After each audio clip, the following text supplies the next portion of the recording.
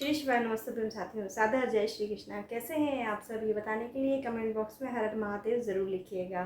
साथियों, हमेशा की तरह आज की वीडियो में भी हम आपके लिए लेकर आए हैं गुरुदेव पंडित प्रदीप जी मिश्रा द्वारा बताए गए शिव महापुराण के 2 उपाय, जो कि गुरुदेव ने अपनी जो भी पिछली कथा हुई थी कुरुद में, उस कथा में बताए थे।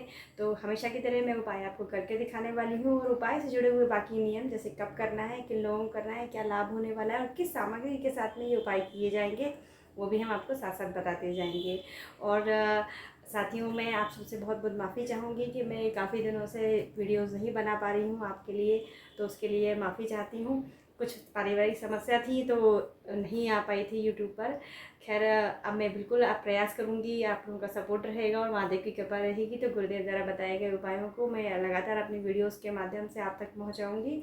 और एक चीज़ और बता दे रही हूँ कि वीडियो के अंत में मैं आपको गुरुदेव द्वारा बताए गए कोई विशेष नियम या जानकारी जो गुरुदेव अपनी कथाओं में बताते हैं, जो हमारे जीवन को सरल और सहज बनाती हैं, हमारी पूजा पाठ को सार्थक बनाती हैं, वो भी बताती हूँ। तो प्लीज़ वीडियो को पूरा देखिएगा, जिससे आपको वीडियो में बताई गई पूरी जानकारियों का लाभ मिल सके और उपाय भी आप ठीक से कर पाएँ। तो चलिए फिर अपन पहला उपाय देख लेते हैं। पहला उपाय उन लोगों के लिए है जिन्हें शारीरिक कष्ट है, जैसे कहीं दर्द है, पीड़ा है, परेशानी है, घुटने वगैरह दर्द करते हैं, कमर में दर्द रहता है, चलते नहीं बनता है, हाथ पैर दर्द करते हैं, सर में दर्द रहता है, मतलब शारीरिक कष्ट यदि ऐसा है जो कि दर्द से आप परेशान रहते हैं, उन लोगों के लिए है ये उपाय। तो गुरुदेव ने कहा है कि जो अशोक सुंदरी वाली जो जगह होती है, जिस तरह से हम आपको साफ करके दिखा रहे हैं, बिल्कुल आपको उसी तरह से अशोक सुंदरी वाली जगह को साफ करना है जब आप जल चढ़ाने के लिए जाते हैं।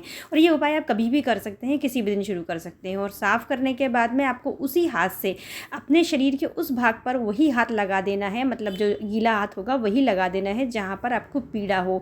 जैसे हम आपको लगा कर दिखा रहे हैं, जहाँ आपको कष्ट हो, पेट में, हाथ पैर में, सर में, जहाँ भी हो वहाँ पर आप लगा लीजिए। और उसके बाद में फिर आपको हाथ धो लेना है, और हाथ धोने के बाद में आपको चंदन लेना है। आपके पास यदि प्योर चंदन है तो जिस तरह हम घिस रहे हैं उसी तरह से आप चंदन को घिस लीजिएगा, या घर से घिस कर ले जाइएगा, लेकिन होना चाहिए बिल्कुल प्योर चंदन।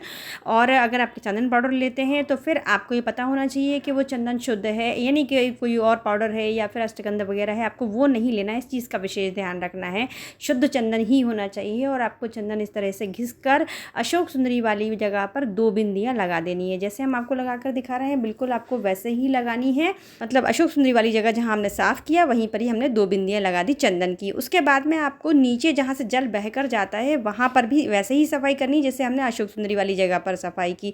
जहाँ पर 33 कोटि देवी देवता का स्थान माना जाता है, वो नाली जैसी जगह होती है, उसको आपको साफ करना है जहाँ से जल बहकर जाता है। और उसके बाद में फिर वही हाथ आपको अपने कष्ट वाली जगह पर लगा लेना है, और यहाँ पर भी एक चंदन की बिंदी आपको लगा देनी है। ये कार्य आपको 20 से 25 दिन करना है, निरंतर करना है। और शिव जी का जो मंत्र आपको आता हो, श्री शिवाय नमस्तुभ्यम, ओम नमः शिवाय, जो भी मंत्र आपको आता हो उस मंत्र के साथ में ये कार्य कभी भी शुरू कर सकते हैं। अगला उपाय उन लोगों के लिए है जिनके घर में गृह क्लेश बहुत रहता है, लड़ाई झगड़े होते हैं, पति पत्नी के बीच में मनमुटाव रहता है, प्यार नहीं है एक दूसरे में, तो ये उपाय उन पत्नियों को ज़रूर कर लेना है। गुरुदेव ने कहा है बहुत ही अच्छा उपाय है। इसके लिए आपको लेना है सिंदूर। सिंदूर आप पीला या लाल जो भी ले सकते हैं, हम पीला उपयोग करते हैं इसलिए हमने पीला दिखा दिया आपको। और लेना है आपको एक सिंदूरदानी, मतलब लकड़ी की सिंदूरदानी, सिंदूरा जिसको कहा जाता है, वो लेना है। यदि आपकी शादी का हो तो आप वो ले लीजिए, और नहीं तो आप मार्केट से खरीद लीजिए, मतलब लीजिएगा लकड़ी का ही। और उसे लेकर जाना है शिव जी के मंदिर, माता पार्वती के चरणों में आपको सिंदूर को छुआ देना है, और फिर सिंदूरदानी मतलब जो सिंदूरा है उसे भर देना है और उसको छुआकर अपने घर ले आना है। और इस सिंदूरदानी, ये सिंदूरा आपको वहाँ रखना है जहाँ पर आप अपने श्रृंगार का सामान रखते हैं। अगर आपके पास ड्रेसिंग टेबल है तो वहाँ रख लीजिए, और अगर आप चाहें तो इस सिंदूर का उपयोग लगाने में भी कर सकते हैं। और अगर लगाने में ना भी करें तो भी आपको ये सिंदूरा वहाँ पर रखना है जहाँ आप अपने श्रृंगार का सामान रखते हैं। बस ये असाधारण सा उपाय आपको करना है, आपके घर का गृह क्लेश खत्म आप हो जाए, और ये कार्य आप कभी भी कर सकते हैं। तो फ्रेंड्स, ये थे आज के उपाय जो गुरुदेव द्वारा बताए गए हैं। आशा करते हैं उपाय हम आपको अच्छे से समझा पाए हैं, लेकिन फिर भी यदि उपाय से संबंधित कोई जानकारी या कोई प्रश्न आपके मन में आता है जो आप हमसे पूछना चाहते हैं, तो आप कमेंट बॉक्स में हमें लिखकर भेजिए, हम उसका जवाब आपको ज़रूर देंगे। और इसके अलावा भी यदि आपके साथ में कोई समस्या है, कोई परेशानी है जिसका उपाय आप जानना चाहते हैं, तो वो भी आप हमें लिखकर भेज सकते हैं। तो हम प्रयास करेंगे कि उसका वीडियो आप तक पहुँचाएँ। और अब बात कर लेते हैं आज की विशेष जानकारी की। जैसा कि हमने आपको बताया कि हम वीडियो के अंत में गुरुदेव द्वारा बताया गया है, कोई विशेष नियम या जानकारी आप तक पहुंचाते हैं तो अब बारी उसी की है।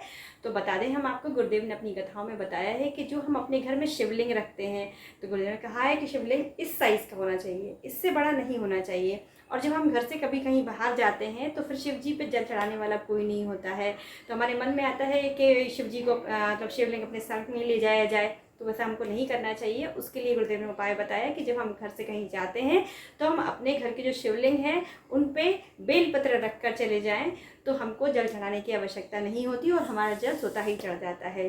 तो बस ये थी आज की जानकारी। आशा करते हैं कि हम आपको अच्छे से बता पाए हैं, और आपको वीडियो पसंद आया हो तो प्लीज़ वीडियो को लाइक कीजिएगा और ज़्यादा से ज़्यादा लोगों को शेयर कीजिएगा, और आपका सपोर्ट हमारे साथ पे बनाए रखिएगा। तो फर्स्ट मिलते हैं गुरुदेव के अगले उपाय के साथ में, तब तक के लिए अपना और अपने का ख्याल रखिए। सदा जय श्री कृष्णा, श्री शिवाय नमस्ते।